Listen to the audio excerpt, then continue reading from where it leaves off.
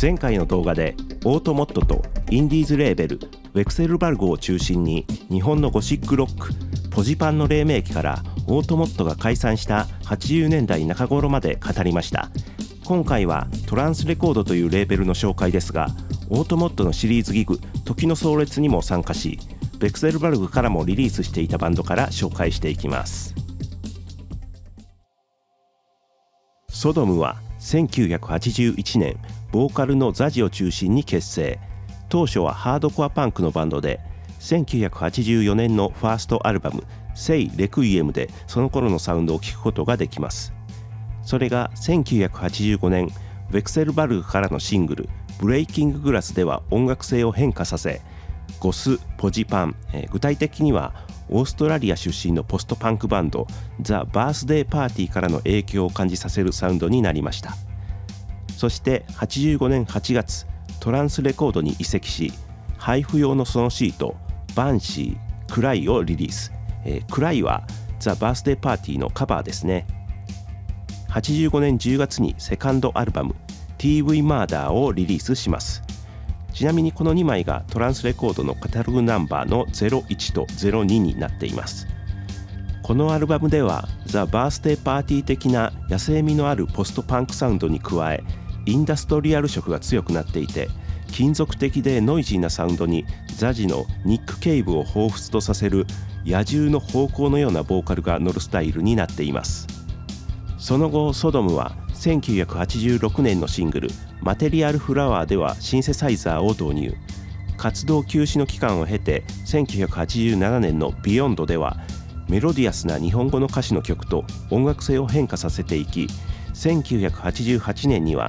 後に DJ プロデューサーとして有名になる福富幸宏氏が加入。ハウスミュージックのバンドへと大きく方向転換をします。1991年にはメジャーデビューもしますが、同年活動停止。目まぐるしく音楽性を変化させていったバンドでしたが、今こうして振り返ってみるとイギリスのアンダーグラウンドな音楽シーンのトレンドを時差なく取り入れる収穫の鋭さに感心します。ここで改めてトランスレコードについて説明しますと、1984年に北村雅司によって設立されたインディーズレーベルです。北村雅司さんは1977年に雑誌フールズメイトを創刊し、初代編集長を務めます。フールズメイトとはイギリスのプログレッシブロックバンドバンダーグラフ・ジェネレーターのリーダーピーター・ハミルのソロアルバムから付けられた名前で、創刊当初はバンダーグラフ・ジェネレーターのファン人であったそうです。そこからしばらくはプログレ専門誌でしたが、1970年代末からポストパンクなどのジャンルを扱うようになります。北村雅司さんは自らのバンド YBO2 を1984年に結成。それとともにトランスレコードを設立。1985年にはフールズメイトの編集を離れ、バンドとレーベル運営を中心に活動していきます。 YBO2 は1986年にファーストシングルドグラマグラを、続けてファーストアルバムアリエナシオンをリリース。この時のメンバーはベースボーカル北村雅司、ギター KK ヌル、ドラム吉田達也。ちなみにバンド名は当初イボイボと呼ばれることが多かったのですが、後にバンド側の意向により YBO2 に統一されました。 YBO2 の音楽性は北村氏の趣味嗜好からかプログレの要素が強く、正直今回のテーマであるゴシックロックポジティブパンクからは少しずれているようにも思います。しかし北村氏の演奏とボーカルはある種パンク的な荒々しさを持っていて、他のメンバーの演奏もポストパンク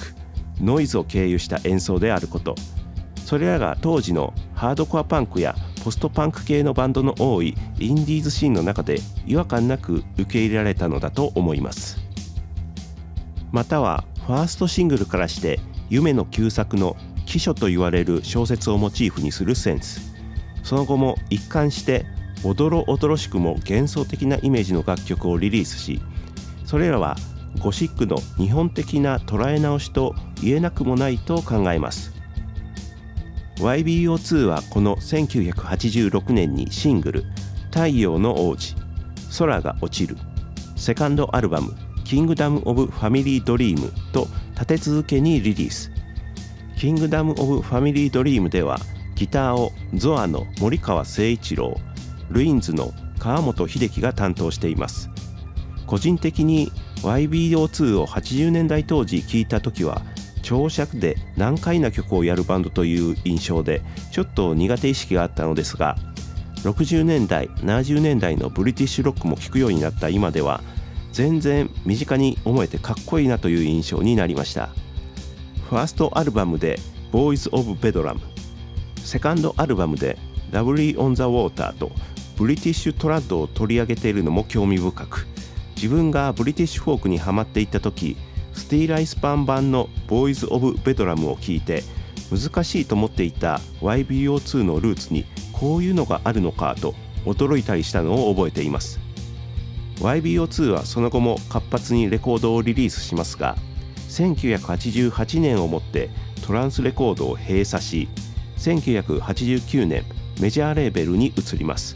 しかし1990年には活動を停止。北村氏は1993年にトランスレコードの後継にあたるインディーズレーベル SSE コミュニケーションズを設立しました。続いて1986年トランスレコードからリリースされたオムニバスアルバム NG を見ていきましょう。収録されているのはゾア、ルインズ、サルトリヒ・ベルゲルダー、アサイラム、YBO2、ソドム、ザ・ボアダムズ、リビドー、ANP、イルボーンといったバンド。短美な印象のあるトランスですが、ボアダムズの名前があったり、どちらかというとノイズやインダストリアルなどよりアバンギャルドな印象の強いラインナップです。改めて聞いてみると、モロゴシックロック、ポジパンをやっているバンドは少なかったりします。しかし特に人気のあったゾア、アサイラム、ソドムといったバンドはビジュアルも含めどこか退廃的で短美なイメージがあって、オートモッドやマダム・エドワルダ亡き後のポジパンファンの受け皿になったのではと想像します。 NG にも収録され強い印象を残したバンドにイルボーンがあります。1985年にリリースした12インチ EP 死者はトランスのカタログナンバー03でレーベル初期にリリースされた作品です。自分が持っているのはオリジナルの EP の4曲に8曲のボーナストラックを加えて2015年にリイシューされた CD です。イルボーンは1970年代末大学生だった中田純によって結成された造反医学というバンドが前身です。当初は70年代初期のロック・フォークに影響を受けていましたが、次第にポストパンクに呼応した音楽性に変化し、それに伴いバンド名をイルボーンに改めます。イルボーンの音楽性はパブリックイメージリミテッドやザ・ポップグループなどのポストパンク、カンのようなクラウトロックなどから影響を受けつつ、どこか日本的なジメッとした暗さを感じさせるものです。その暗さは歌詞から来ている部分が多いかもしれません。ベイルート、アメリカ、死者、ネーションブルースというタイトルからも現実的な戦争や政治についての事柄が連想され、ジャケットも戦車に学生服の少年、胸の名札はハングル文字と、なんともきな臭いです。バンド名も韓国朝鮮語で日本人を意味するイルボンと英語の病んだ骨とのダブルミーニングで、これまたきな臭いですね。当時の自分はどこかそういった政治的な匂いがするものを避けていたところがあって、直感的にこのバンドも避けていたのですが、近年になってこの CD を聴いてすごくハマりました。音楽的に自分にとても刺さるものだったんですね。現代的現実的テーマ歌詞であることから、ゴシックロックという文脈で語られることはあまりないかもしれませんが、サウンドだけ聞くならばトランスレコードの中でもゴシック色の強い音を出すバンドのように思います。アサイラムは1985年にボーカルのガゼルを中心に結成。1986年にそのシートアサイラムをリリース。同年トランスレコードより7インチ EP アウト・イン・ザ・ストリートをリリース。クリスチャンデスを彷彿とさせるポジティブパンク、デスロックサウンドですが、トランスレコード移籍後の作品ではメロトロンを導入するなどプログレ的な要素が見られるようになります。そして1987年にリリースされたのがこのファーストアルバムクリスタルデイズです。このアルバムではポストパンク系のサウンドをベースにしながらもハードコアパンクと見まがう激しい曲、古典的ハードロックを思わせる曲、アコースティックで叙情的な曲などなど振り幅の広い演奏が聴けます。全13曲と短い曲が多く収録されているのですが、全体を通して聴くとドラマチックでプログレ的な方向性を感じます。決して技術的に優れていたり完成度が高い作品だとは言えないと思いますが、他のバンドにはない独自の美学を追求した作品だと思います。アサイラムはその後1989年にメジャーデビューしますが、1992年には解散しています。ゾアは1984年にボーカルの森川誠一郎を中心に結成。同年12インチ EP ゾアをリリース。しかし同年9月、メンバーの脱退などから活動を一時休止。森川氏は YBO2 にギタリストとして参加します。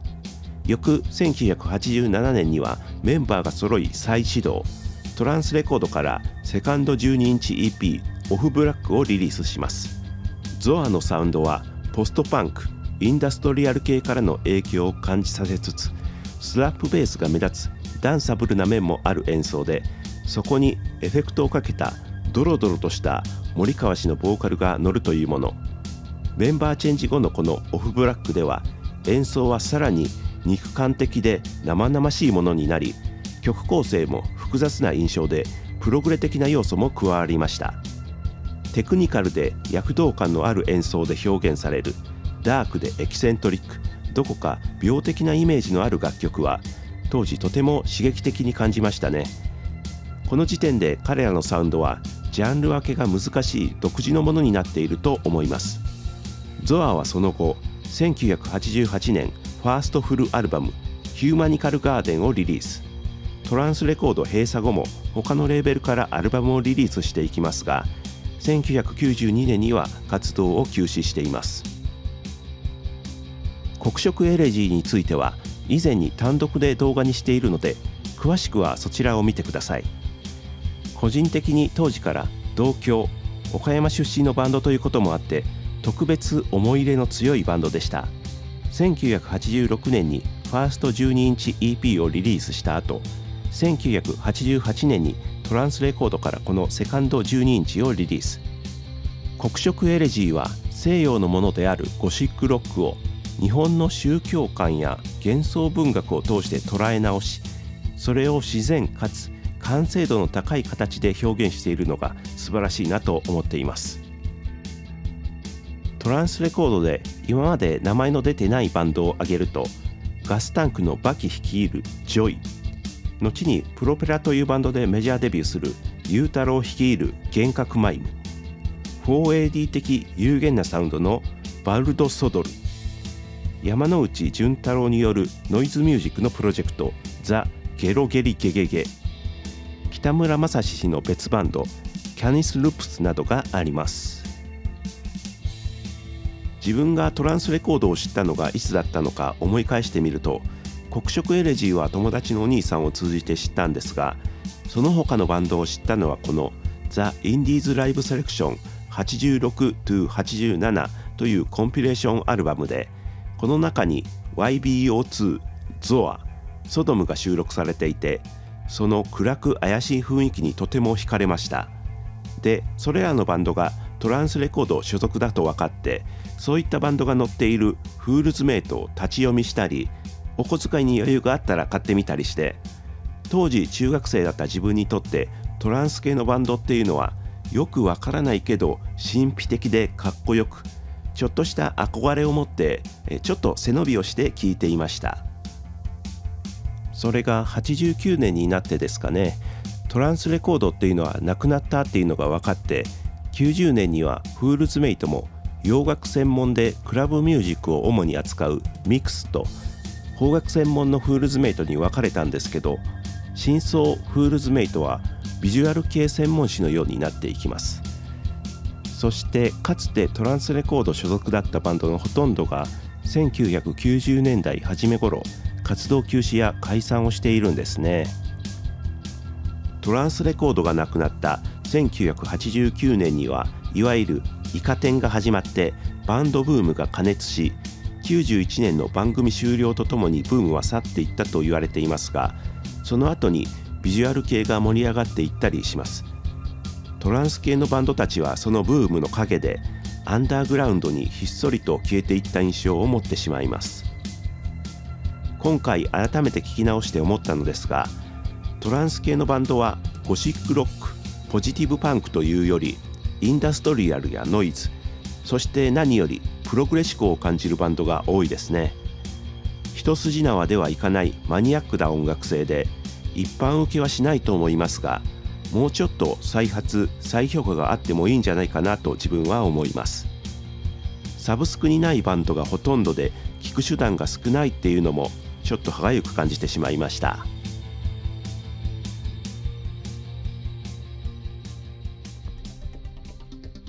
日本ゴシック幻想と題して前回と今回で日本のゴシックロック、ポジティブパンクのシーンを振り返ってみたんですけど、正直80年代当時ゴシックという概念は日本でほとんど浸透していなかったと思います。なのでイギリスのインディーの暗いバンドはだいたいポジパンみたいなアバウトな認識がほとんどだったように思います。イギリスのインディーシーンにあるヨーロッパ的デガダンや短美を日本的解釈で妄想して独自に発展させた日本のポジパンと呼ばれたバンドたちは本場のゴシックロックとは似て非なるものかもしれませんが、